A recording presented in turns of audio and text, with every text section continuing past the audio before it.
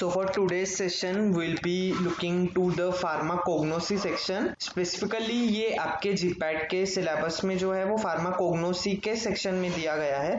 But ये topic ज़्यादा important क्यों है फार्मास्यूटिकल एड्स, बिकॉज ये आपको फार्माकोग्नोसी और फार्मास्यूटिक्स ये दोनों सब्जेक्ट्स को कोरिलेट करता है. फार्मास्यूटिक्स में भी आप ये वाले जो इसमें जो ड्रग्स आप सीखने वाले हो वो आपको फार्मास्यूटिक्स में भी काम आने वाले हैं, इसमें जो आप सीखोगे चीज़ें, and even in your pharmacognosy. So this is a connection link between your pharmaceutics and pharmacognosy. So this topic is very special and very important. Okay, from your GPAT point of view, from your pharmacy syllabus point of view बहुत important है. GPAT में इस वाले topic पे questions आते हैं, ज़्यादा questions आते हैं.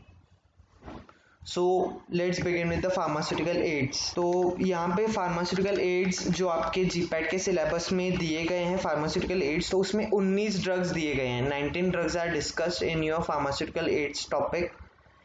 तो आप देख सकते हो यहाँ पे starches, acacia gum, tragacanths, sterculia, guar gum, pectin. पहले जो 6 वाले ड्रग्स हैं आपके फार्मास्यूटिकल एड्स में, that belong to carbohydrates kind of thing. Carbohydrate वाले बैच के या कार्बोहाइड्रेट वाले टॉपिक से रिलेटेड आपके ये पहले 6 ड्रग्स हैं. उसके बाद arachis oil, castor oil, sesame oil, cotton seed oil, olive oil, ये जो हैं 7th to 11th तक जो रेड कलर से मैंने हाईलाइट किए हैं, these relate to your lipids and oils. इस वाले टॉपिक से ये रिलेट करते हैं. उसके बाद cotton, silk, wool, regenerated fibres, these pharmaceutical aids ये फार्मास्यूटिकल एड्स वाले में आते हैं, या स्पेसिफिकली अगर हम कह रहे हैं तो फाइबर्स एंड सूचर्स वाले टॉपिक से ये कोरिलेट ज़्यादा करते हैं.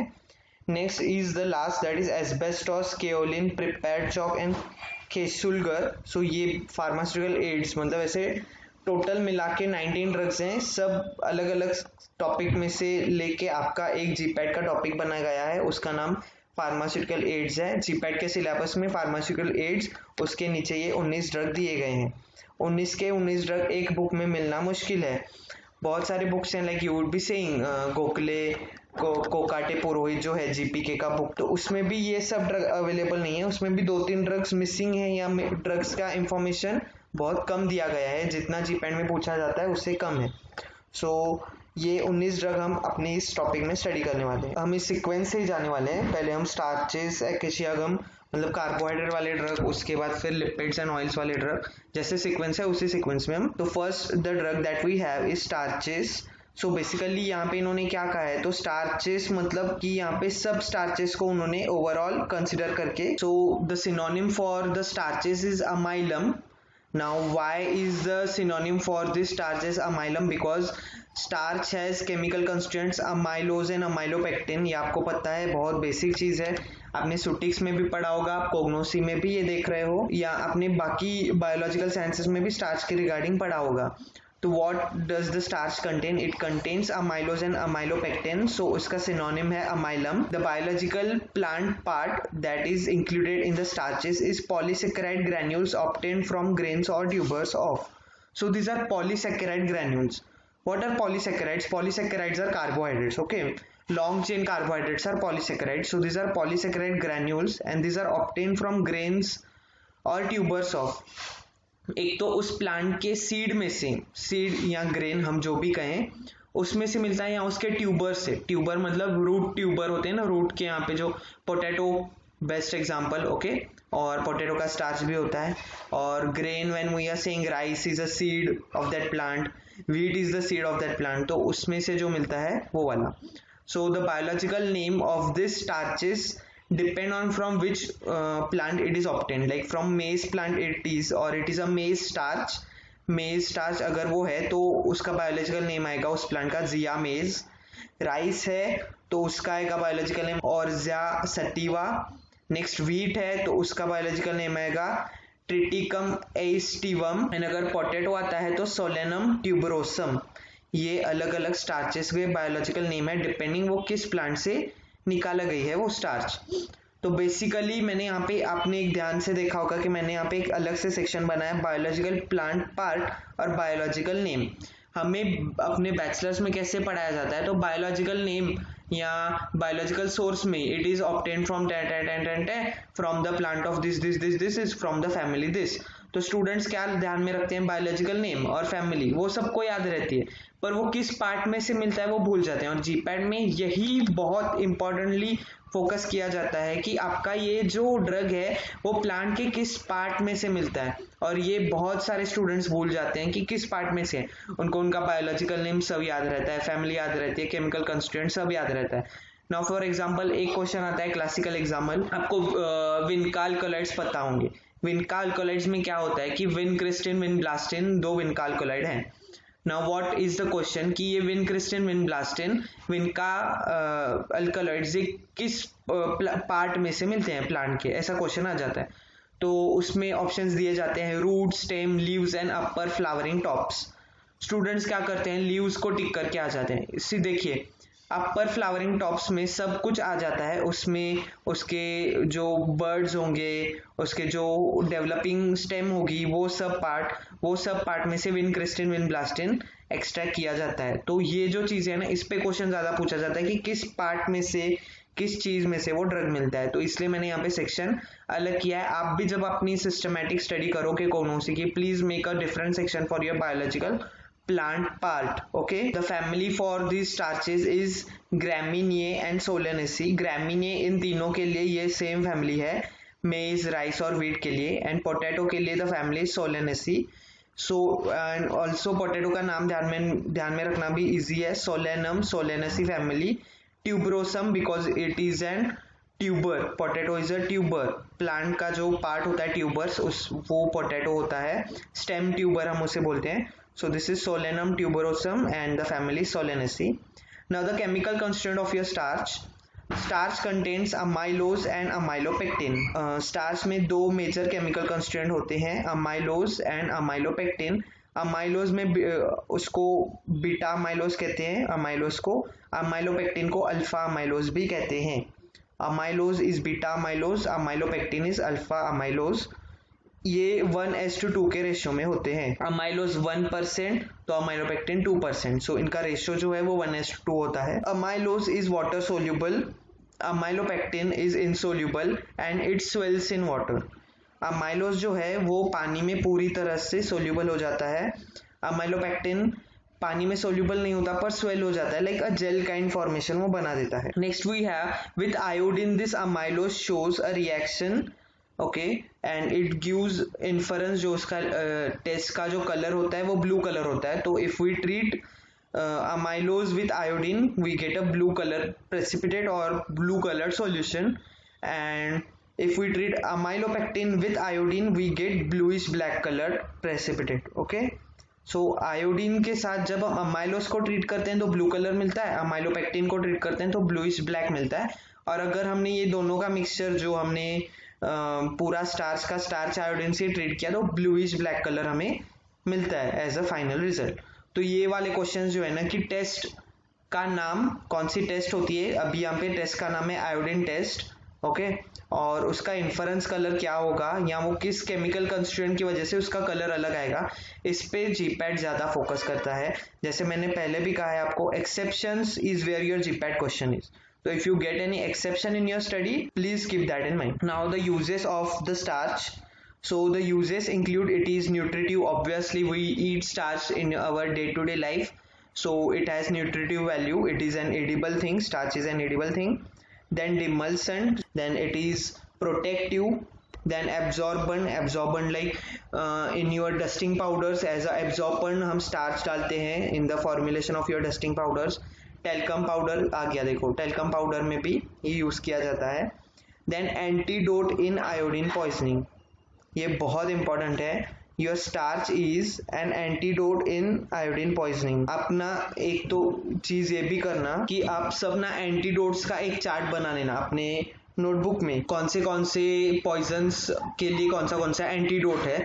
तो अगर आयोडीन पॉइजनिंग होती है तो starch is the best antidote, और ये वाले क्वेश्चंस भी आते हैं एंटीडोट वाले, ठीक है, तो ये भी इंपॉर्टेंट है। और next is it is N disintegrant, तो डिसइंटीग्रेटिंग एजेंट करके हम टैबलेट में सुटिक्स में आपने पढ़ा होगा स्टार्च डाला जाता है। Then diluent, diluent we can say as an excipient, वो भी यूज होता है बल्क इंक्रीज करने के लिए। Then as a diagnostic aid, मतलब बहुत सारी डायग्नोस्टिक रिएक्शंस में स्टार्च यूज किया जाता है। देन ग्लिसरीन ऑफ स्टार्च, एक इमोलियंट के जैसे फॉर्मुलेशन मिलता है, ग्लिसरीन और स्टार्च का मिक्सचर होता है, वो एज ए इमोलियंट यूज किया जाता है। And also in the formulation of suppositories, तो सपोजिस्टरीज आपको पता है, आपने सुटिक्स में पढ़ा होगा, तो उनकी फॉर्मुलेशन में भी आपको ये स्टार्च की जरूरत। That pharmaceutical aid is the acacia gum. So what is acacia gum? Let's see. So first let's see the synonyms of acacia gum. उसके synonyms हैं इंडियन गम, गम अरेबिका, गम अकेशिया। इंडियन गम, गम अरेबिका, गम acacia. और भी जीपैड वाले कुछ ऐसे भी होते हैं कि आपने कभी किसी बुक में उसका सिनोनिम नहीं पढ़ा होगा, बट उसका सिनोनिम आपको लगेगा कि वो आपके इसके जैसा है। व्हाट वी कॉल एकेशिया गम के इंडियन गम है, इंडियन अरेबिका, वो एक नया सिनोनिम बना के देंगे, इंडियन अरेबिका। इंडियन अरेबिका भी एकेशिया गम होगा, या गम अरेबिका तो है, गम एकेशिया या इंडियन एकेशिया, वो कुछ भी मिक्स करके एक नया नाम भी डाल देते हैं किसी, वो कहते हैं कि किसी बुक में होगा, तो आपको कंफ्यूज नहीं होना है। अरेबिका नाम आ गया, एकेशिया आ गया, इंडियन गम आ गया, तो वो एकेशिया गम ही है। देन बायोलॉजिकल प्लांट पार्ट बहुत इंपॉर्टेंट है, dried gummy exudation obtain from stems and branches. So it is a dried gummy exudation obtain from the stems and branches. तो बहुत बड़ा ट्री होता है, आपने देखा है ट्री के ट्रंक में से कुछ गमी सब्सटेंस निकलता रहता है, तो ये स्पेसिफिक एक ट्री के गमी सब्सटेंस में से निकाला जाती हुई एक गम है, एकेशिया गम में से कहते हैं। It's a dried gummy exudation obtain from the stems and branches of acacia arabica. तो ये हो गया उस ट्री का नाम, biological name of that plant, that is acacia arabica, belonging to family leguminosae. Now what is the family leguminosae? जिन भी plants को, ट्रीज को लेग्यूम जैसे फ्रूट आता है, उन सबको हम लेग्यूमिनेसी फैमिली बोलते हैं। एकेशिया का जो ट्री है वो इंडिया में आपको हर स्टेट में, हर सिटी में पाया जाएगा, बहुत कॉमन है, आपने देखा भी होगा उसका tree, even in your botanical garden आपने देखा होगा कॉलेजेस में। तो उसके आपने देखे होंगे कि जो फ्रूट्स होते हैं ना वो लेग्यूम टाइप होते हैं ना। What is legume type fruit? तो आपने ग्रीन पी खाया है, ग्रीन पी एक कवरिंग पॉड में आता है, तो वो हो गया आपका लेग्यूम टाइप ऑफ फ्रूट। उस टाइप के इसके लेग्यूम्स होते हैं, थोड़े बड़े होते हैं, काले रंग के। So it belongs to the family Leguminous. Chemical constituents of acacia gum. It has arabin. Arabin is complex mixture of calcium, magnesium, potassium salts of arabic acid. Arabin एक इसमें chemical constituent है, वो एक complex mixture है calcium, magnesium, potassium salts का और of arabic acid. तो arabic acid की अलग अलग salts form में वो एक मिक्सचर है उसका, उसको अरेबिन करके बोलते हैं। सो अरेबिन इसका मेजर केमिकल कंस्टिट्यूएंट है। Next is Arabic acid on hydrolysis gives L-arabinose, L-ramose, D-galactose, D-glucuronic acid. तो अरेबिक एसिड का हाइड्रोलिसिस जब हम करते हैं तो L-arabinose, L-ramose, D-galactose, D-glucuronic acid. तो ये थोड़ा स्टेरियोकेमिस्ट्री वाले इसके अलग अलग से हाइड्रोलिसिस प्रोडक्ट्स मिलते हैं हमें। It also has few enzymes, oxidase and peroxidase. इस एकेशिया गम में दो एंजाइम भी होते हैं, ऑक्सीडेज और पेरोक्सीडेज, ये एक आप ध्यान में रखिए। देन यूजेस डिमल्सन की, it relieves your inflammation, swelling. Then it is used intravascularly in haemolysis. Haemolysis जब होता है उस टाइम पे intravenously IV through acacia gum का सॉल्यूशन दिया जाता है एज अ ट्रीटमेंट। देन ये एज अ म्यूसिलेज यूज किया जाता है in your formulations, then as a suspending agent, emulsifying agent, binding agent, then in your formulation of lozenges and also in your micro encapsulation। तो ये सब आपके सुटिक्स के uses हैं, एंड ये यूजेस के हिसाब से भी आपको कभी कभी क्वेश्चन आ जाता है, विच of the following is used in formulation of lozenges. तो सब कोग्नोसी के ड्रग होते हैं, आपको उसमें से फाइंड करना होता है, या which of the following is used in micro encapsulation of acacia gum is the one. Now there is a substituent to this acacia gum, एक substituent drug भी available होता है in British pharmacopoeia, that is acacia senegal। यहाँ पे नीचे दिख रहा होगा आपको, acacia senegal is a substituent to this acacia gum, and there also is a adulterant to this acacia gum, उसका एग्जाम्पल है गम गाटी। तो गम गाटी इसका अडल्ट्रंट है, एकेशिया सेनेगल इसका सब्स्टिट्यूएंट है। Next is tragacanth. ट्रैगैकंथ तो आपने फर्स्ट ईयर बी फार्म से ही बहुत सुना होगा, फॉर्मुलेशंस में भी यूज किया होगा, जिधर देखो उधर ट्रैगैकंथ ट्रैगैकंथ अपनी फार्मेसी में तो बहुत फेमस है। But as a cognosy point of view हमने ये पढ़ना बहुत इंपॉर्टेंट है क्योंकि इस पे भी क्वेश्चन आते हैं। So the synonyms of the tragacanth are gum tragacanth, tragacantha. The biological plant part, it involves dried gummy exudation obtained from the stems and branches of, so again it is a dried gummy exudation, okay, जो एक gel type thing we can say plant के trunk में से निकलती रहती है। तो अगर इन स्पेसिफिक इसमें से निकलती है ट्रीज में से, कौन सा वाला, तो ट्रैगैकंथ के ट्री में से, तो वो ट्रैगैकंथ गम हो गई। ये गम का ही एक आपका एग्जाम्पल है, इसलिए इसको गम ट्रैगैकंथ ट्रैगैकंथा भी बोलते हैं। बायोलॉजिकल प्लांट पार्ट आपको समझ में आ गया। Biological name is astragalus gummifer. Like if you correlate to tragalus tragacanth, इतना आप कोरिलेट करके, क्योंकि देखो आंसर आपके सामने होता है। बायोलॉजिकल नेम तो सिर्फ जीपैट में उतने ही पूछे जाते हैं जिनका कोई नाम से रिलेशन नहीं होता।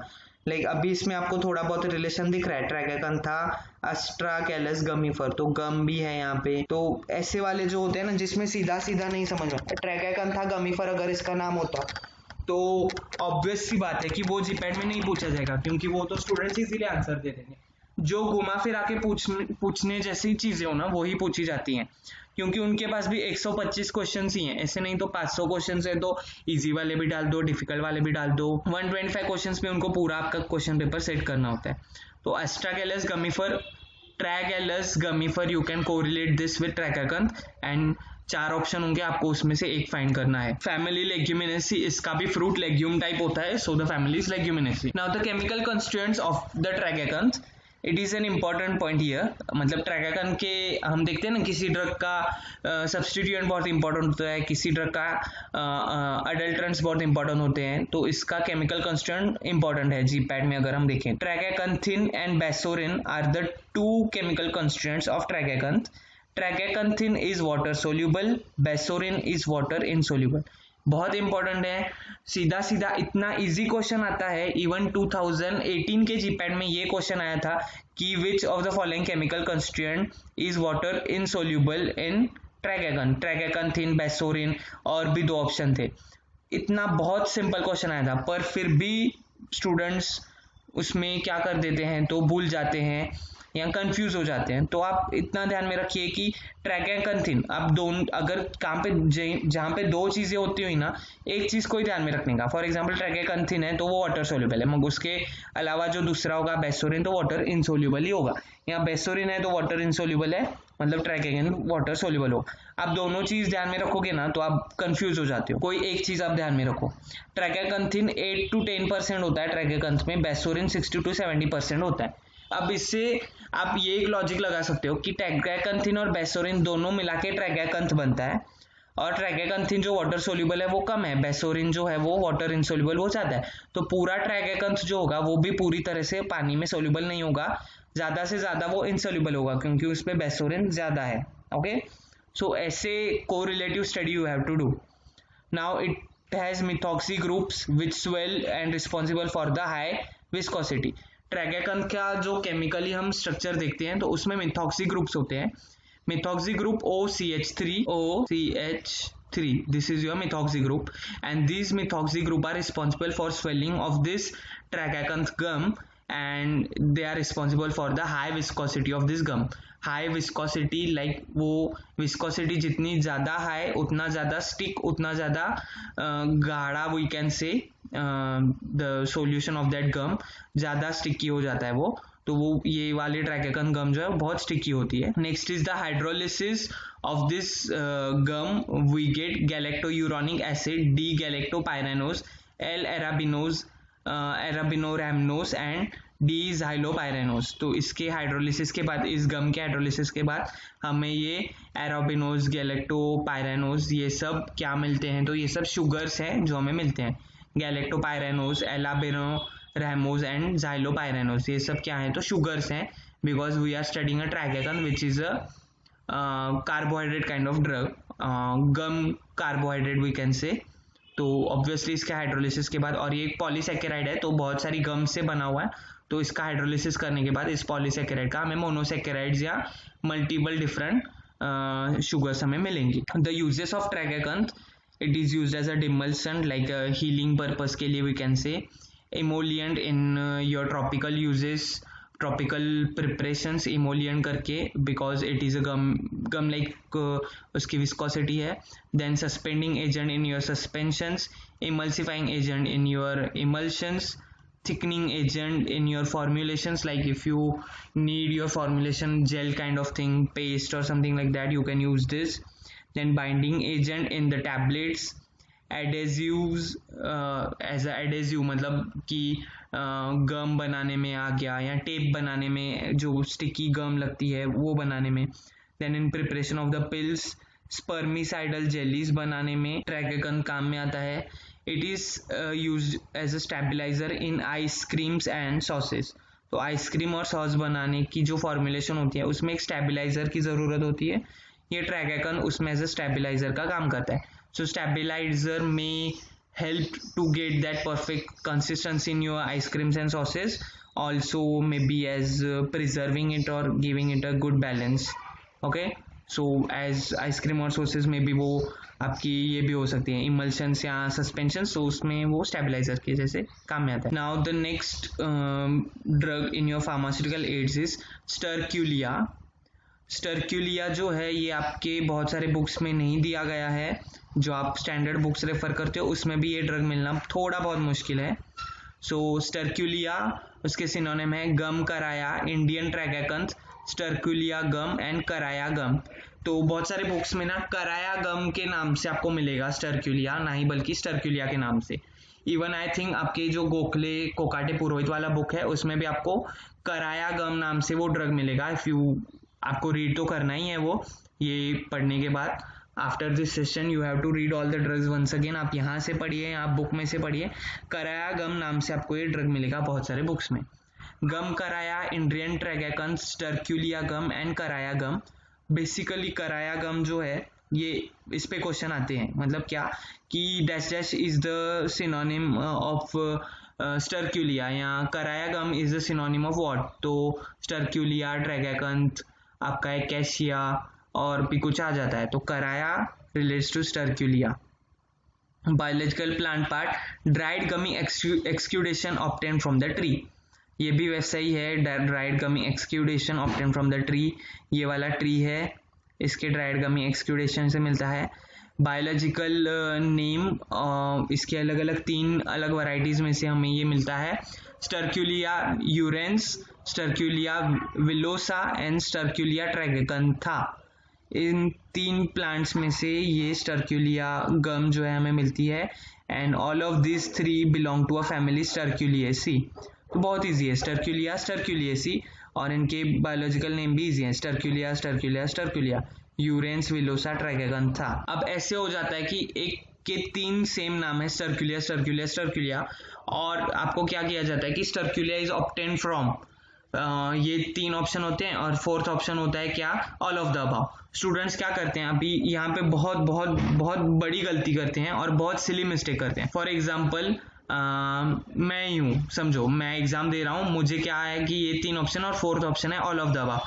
मैं क्या करता हूँ, अरे स्टरक्यूलिया यूरेंस तो है, मैंने पढ़ा है, स्टरक्यूलिया ट्रैगाकंथा भी है, वो भी मैंने पढ़ा है, स्टरक्यूलिया विलोसा है कि नहीं आई डोंट नो, और लास्ट ऑप्शन होता है ऑल ऑफ द अबव। तो मैं क्या करता हूँ, मुझे 2 कंफर्म पता है कि है, पर मुझे ये पता नहीं कि ये है कि नहीं। मैं क्या करता हूँ, मैं किसी एक को टिक करके चलाता हूँ, ऐसे नहीं करते। क्या करना होता है, तो ऑल ऑफ द अबव। अगर आपको 3 में से एटलीस्ट 2 कंफर्म है कि हैं, तो you should go for all of the above.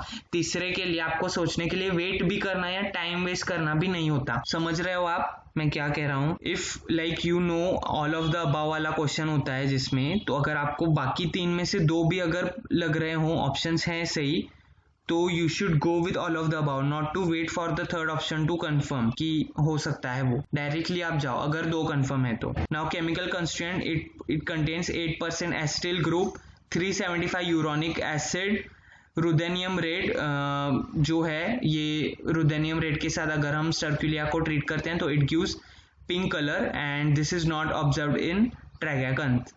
तो ये एक चीज़ है कि when you treat this sterculia gum with ruthenium red के साथ अगर हम इसकी केमिकल रिएक्शन करते हैं तो वो पिंक कलर देता है, और ट्रैगैकंथ ये पिंक कलर नहीं दिखाता, ट्रैगैकंथ कोई भी प्रकार का कलर नहीं दिखा था इस रिएक्शन में।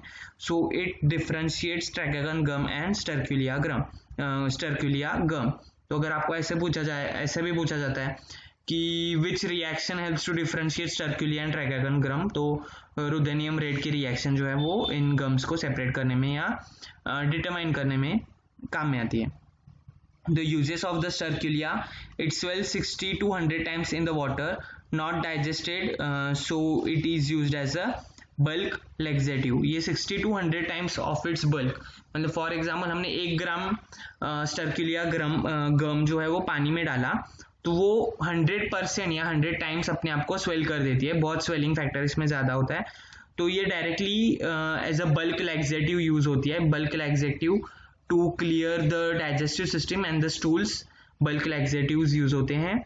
Then in denture adhesives, in dental sciences में डेंचर अडेसिव्स जो होते हैं, जो आपके अंदर कुछ आपको चिपकाना हो, अडेसिव एज काइंड ऑफ आपको डेंटल में कुछ लगने वाला हो तो उसमें ये यूज होता है। देन इन फार्मास्यूटिकल्स आपको ये as a emulsifier, thickener, stabiliser it is used. Sterculia is listed in food chemical codex used in मतलब जो food chemical codex है उसमें Sterculia gum listed है, मतलब it is verified gum used in food, then it is used in cheese spreads, then in sherbets and paper textile industries as well। तो ये हो गया आपका Sterculia या Sterculia gum या कराया gum we can say। Next gum is guar gum। So guar gum is something कि आपने देखी भी होगी, आपके कॉलेज में होगी या ठीक है मैं आपको बताता हूँ, आपको पता चल जाएगा गौर गम क्या है। तो फर्स्ट ऑफ ऑल उसके सिनोनिम्स हैं guar flour, jaguar gum, cluster beans. Cluster bean, jaguar gum and guar flour ये गुआर गम के अलग अलग सिनोनिम्स हैं। The biological plant part is the powder of endosperms of the seeds। तो ये किसी ट्रंक में से मिली हुई गम नहीं है। स्टूडेंट्स इसमें भी कंफ्यूज हो जाते हैं, अरे ये तो गम है, गौर गम है, ये तो किसी ट्रंक में से मिलेगी, नहीं, ये सीड्स के एंडोस्पर्म का जो पाउडर है उससे बनाई जाती है। नाउ ग्वार is one of a vegetable, but ये वाली जो ग्वार होती है, मतलब आई डोंट नो आपके यहाँ पे उस वेजिटेबल को क्या बोलते हैं, वो इस जैसे होती है, ग्रीन कलर की होती है, ये ड्राइड है पर इसमें बहुत सारी वैरायटीज होती हैं। उस वेजिटेबल के जैसे दिखने वाली ये भी एक वेजिटेबल होती है, इसके सीड्स में से ये हमें स्टार्च काइंड ऑफ गम हमें ये मिलती है, powder kind of gum. The biological name is cyamopsis tetragonolobus. बहुत ही डिफिकल्ट है यार, वैसे आपको स्पेलिंग ये स्टडी करनी है नहीं, because you have all 4 options। तो it is Saimopsis tetragonolobus, okay, ये इसका बायोलॉजिकल नेम है। And the family is leguminosae, ये देखो लेग्यूम जैसा इसका फ्रूट है तो ऑब्वियसली ये लेग्यूमिनेसी फैमिली का होगा। Chemical constants, it has guaran 85% and it is water soluble. Guar gum का guaran we can say it is 85% and it is water soluble. On hydrolysis it gives galactose, mannose, glycosidic linkage से ये galactose, mannose linked होते हैं और इसमें proteins भी होते हैं। सो एक ही केमिकल कंस्टेंट जो इंपॉर्टेंट है that is guaran, we can say it is 85% and it is water soluble, मतलब ये जो गम है ये ज्यादा वाटर सोल्यूबल है। Now the uses, it is used as a mucilage, thickening powder 8 times, इसका जो थिकनिंग पावर जो है इसका वो स्टार्च से 8 टाइम्स ज़्यादा है, मतलब ये अगर किसी सॉल्यूशन में डाला जाए गौर गम तो और स्टार्च को डाला जाए तो इसका जो थिकनिंग पावर है उस सॉल्यूशन को थिक बनाने का, विस्कोसिटी बढ़ाने का, वो स्टार्च से 8 टाइम्स ज़्यादा है। सो ये इसकी स्पेशलिटी है। And is used as a protective colloid, binding agent, disintegrating agent, bulk laxative, appetite depressant, it is used, guar gum, it is used in peptic ulcer therapy, emulsifying agent, paper, paint and cosmetic industry. तो ये इसके uses हैं। Now the next drug in your pharmaceutical aids is pectin. आपने pectin पढ़ा भी होगा in your volatile oils chapter. अगर आपका वोलाटाइल ऑयल्स हो गया होगा तो आपने उसमें पढ़ा होगा। Pectin is an important chemical constituent in bitter orange peel. Volatile oil में बिटर ऑरेंज पील करके आपने ड्रग पढ़ा होगा, उसका मेजर केमिकल कंस्टिट्यूएंट पेक्टिन होता है। तो अब हम इस पेक्टिन को और डिटेल में पढ़ने वाले हैं। So synonym of pectin is pectin only, it doesn't have any other different synonym. The biological plant part, purified carbohydrate product. It is a purified carbohydrate product obtained by acid hydrolysis from inner portion of rind of citrus fruit.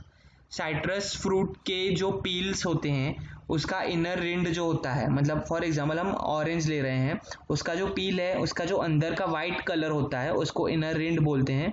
उसमें से purified carbohydrate product जो मिलता है after acid hydrolysis हम उसको pectin बोलते हैं। मतलब ये क्या है, तो बिटर ऑरेंज पील या ऑरेंज या बाकी साइट्रस फ्रूट्स में से मिलता है उसके पील्स में से।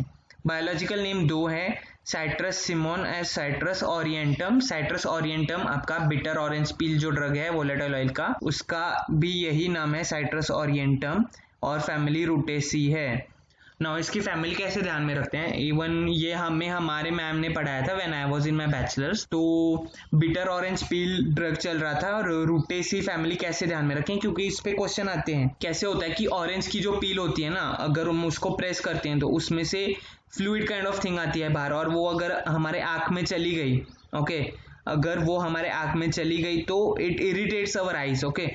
सो वही चीज थी कि ऐसे था कि आपके फ्रेंड ने आपके आंख में वो बिटर ऑरेंज पील जो है वो ऐसे प्रेस किया आपके आंख के नजदीक, सो आपके आंख में वो चला गया and it gots inflamed and आप अपने फ्रेंड से रूठ गए, ओके।